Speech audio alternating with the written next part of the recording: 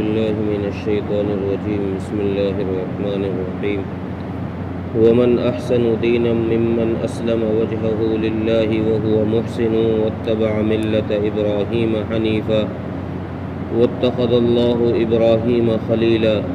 ولله ما في السماوات وما في الأرض وكان الله بكل شيء محيطا.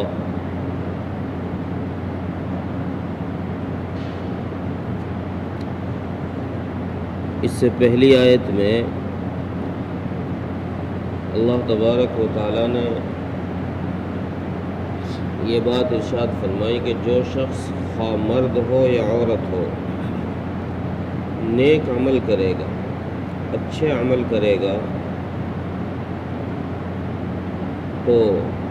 ہم اس کو جنت کے اندر داخل فرمائیں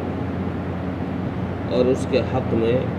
ایک تل کے برابر بھی کمی نہیں کی جائے گی، یعنی اس کی نیکیوں کو چھپایا نہیں جائے گا۔ اس آیت میں اللہ تبارک و تعالیٰ نے کسی بھی عمل کو قبول کرنے کے لیے دو شرطیں رکھی ہیں۔ کسی بھی عمل کو قبول ہونے کے لیے، مقبول بنانے کے لیے دو جز ہیں، دو شرطیں ہیں۔ اگر وہ دونوں شرطیں پائی گئی تو عمل مقبول ہوگا، اگر ان دونوں شرطوں کا فقدان رہا یا دونوں میں سے ایک شرط کا فقدان رہا تو بھی عمل مقبول نہیں ہوگا، عمل فاسد ہوگا۔ پہلی شرط کیا ہے؟ پہلی شرط تو اللہ تبارک و تعالیٰ نے یہ بات ارشاد فرمائی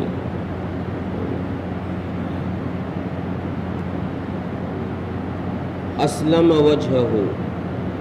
کہ جو عمل کیا جائے اللہ کے لیے کیا جائے اور اس میں ریا وغیرہ داخل نہیں ہونا چاہیے۔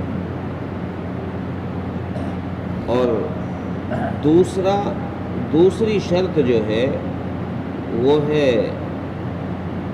وَهُوَ مُحْسِنٌ، دوسری شرط یہ ہے کہ وہ عمل سنت کے مطابق ہو۔ رسول اکرم صلی اللہ علیہ وسلم نے جو شریعت لا کر دی ہے،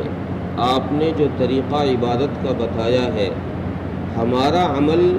جو بھی ہو وہ اسی طریقے کے مطابق ہو۔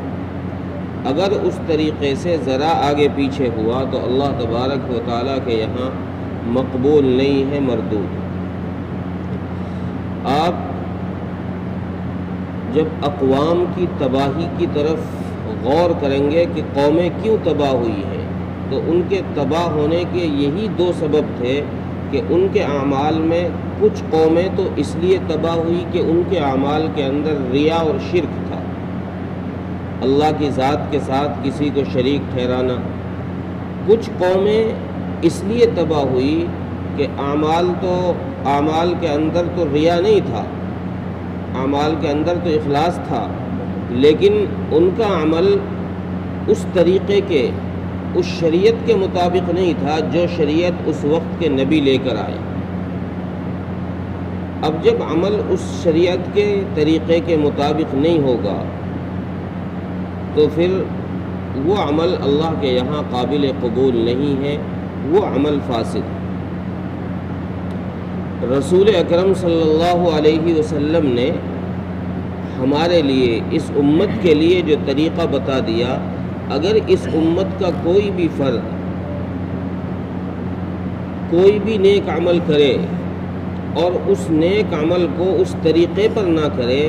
جو طریقہ رسول اللہ صلی اللہ علیہ وسلم لے کر آئے ہیں، تو وہ عمل اس کا مردود ہوگا، مقبول نہیں ہوگا، وہ عمل فاسد ہوگا۔ مثلا اگر کوئی شخص ظہر کی نماز پڑھے لیکن ظہر کی نماز کو بجائے 4 رکعت کے 3 رکعت کر دے یا بجائے 4 کے 5 کر دے، تو اگر وہ شخص 3 پڑھ رہا ہے تب، 5 پڑھ رہا ہے تب، دونوں صورتوں کے اندر اس کا عمل مردود ہو جائے گا اور وہ عمل فاسد ہو جائے گا۔ کیوں؟ اگر کوئی آدمی یہ کہے کہ بھئی میں نے تو اچھا کام ہی تو کیا ہے، ایک رکعت اور زیادہ پڑھی ہے، 4 پڑھنی تھی، میں نے عمل اچھا کیا ہے، 2 سجدے کیے ہیں، قرات کی ہے، رکوع کیا ہے، قیام کیا ہے، تو یہ تو میں نے ایک عبادت میں اضافہ ہی تو کیا ہے، کوئی غلط کام تو کیا نہیں ہے، گناہ کا کام تو کیا نہیں ہے۔ تو اللہ تبارک و تعالیٰ فرماتے ہیں کہ یہ طریقہ 5 رکعت جو تو نے پڑھی ہے، اگرچہ خیر کے اندر اضافہ نظر آ رہا ہے، لیکن یہ عمل رسول اکرم صلی اللہ علیہ وسلم کی سنت سے ہٹا ہوا، آپ کے طریقے سے ہٹا ہوا ہے۔ جب آپ کے طریقے سے یہ عمل ہٹ گیا تو پھر ہمارے یہاں اس کے مقبول ہونے کی کوئی گنجائش نہیں، پھر کوئی چیز یہ ایسی نہیں ہے کہ جو اس کو ہمارے یہاں قبول کرا۔ تو اس آیت سے پتہ یہ چلا کہ کسی بھی عمل کو قبول کرنے کے لیے یا کروانے کے لیے اللہ تعالیٰ نے 2 شرطیں رکھی ہیں کہ اس عمل کے اندر ریا نہ ہو، یعنی اخلاص کے ساتھ، اور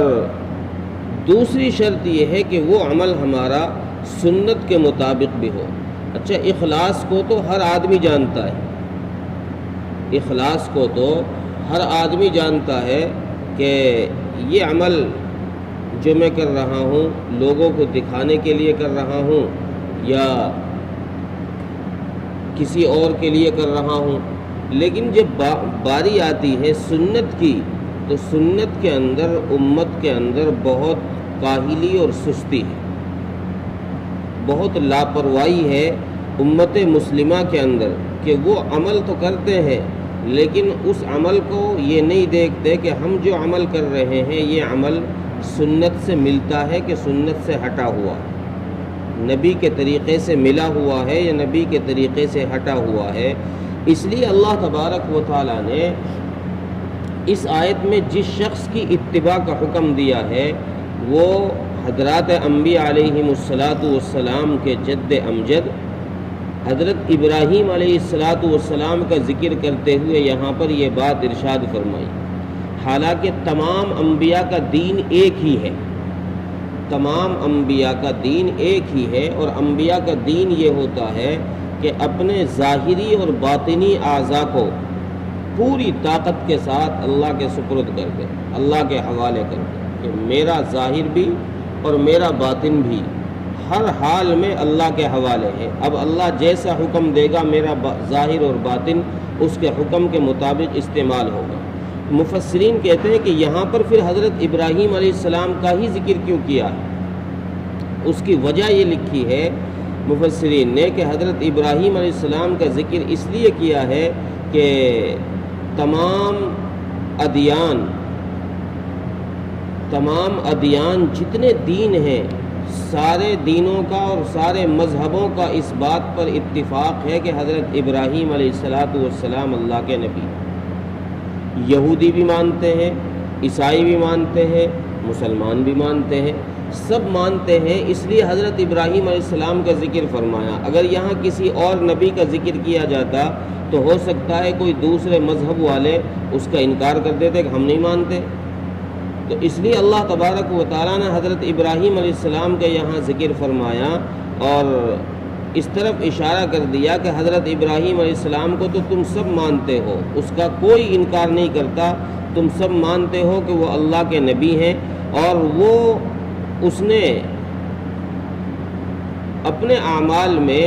اس درجے اخلاص اور اس درجے ارشاد خداوندی کے مطابق اعمال کیے ہیں کہ وہ ان اعمال کے کرنے کے ذریعے سے اللہ کے یہاں اتنا اونچا مقام ان کو ملا کہ اللہ نے ان کو دوستی کے لیے منتخب کر لیا اور یہ کہا کہ یہ میرا خلیل۔ اب یہ دوستی کا مقام کس وجہ سے ملا ہے؟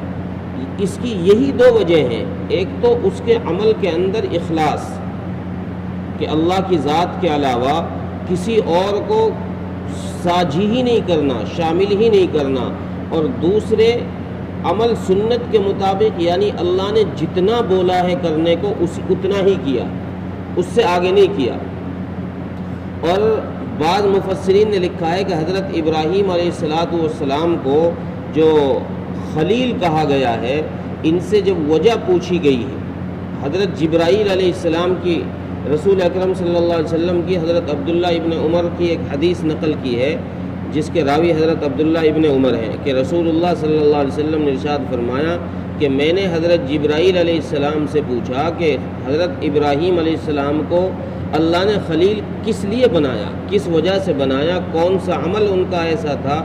جس کی وجہ سے حضرت ابراہیم علیہ السلام کو اللہ نے خلیل بنایا؟ تو حضرت جبرائیل علیہ السلام نے فرمایا کہ حضرت ابراہیم علیہ السلام مہمان نواز تھے اور ان کے یہاں پر لینا نہیں تھا، صرف دینا ہی دینا تھا۔ ان کو لینا نہیں آتا تھا کہ کسی کے سامنے ہاتھ پھیلا دیا، اس سے کوئی سوال کر لیا، لینا نہیں آتا تھا، ان کو صرف دینا آتا تھا۔ اور یہ دینے والی ادا، یہ مہمان نوازی کی ادا اللہ تبارک و تعالیٰ کو اتنی پسند آئی کہ اللہ نے اس کے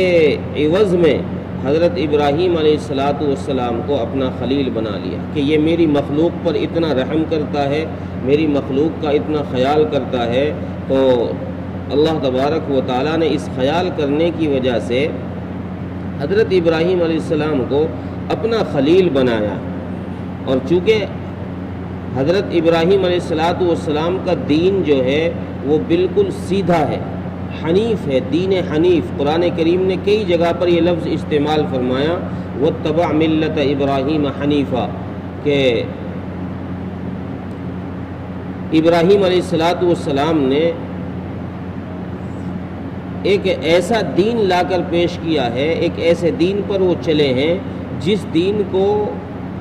کسی باطل سے مشابہت نہیں دیا جا سکتا۔ وہ دین سارے باطلوں سے بالکل جدا ہے، بالکل سیدھا راستہ ہے ان کا۔ وہ کہیں ادھر ادھر دوسرے راستوں پر یا کسی غلط جگہ پر وہ دین لے کر نہیں جاتا، وہ دین حنیف ہے۔ دین حنیف کے معنی ہی یہ آتے ہیں کہ سارے باطل دینوں سے جدا دین، سب سے الگ دین۔ اور اگلی آیت میں پھر اللہ تبارک و تعالیٰ نے اپنی بادشاہی کی طرف اشارہ کرتے ہوئے فرمایا کہ آسمان و زمین کی ساری چیزیں یہ میری ہی ہیں، میری ہی ملک میں ہیں، اور میری ملک سے کوئی چیز باہر نہیں ہے، سب چیز پر میرا قبضہ ہے، میری پاور ہے، میری قدرت ہے۔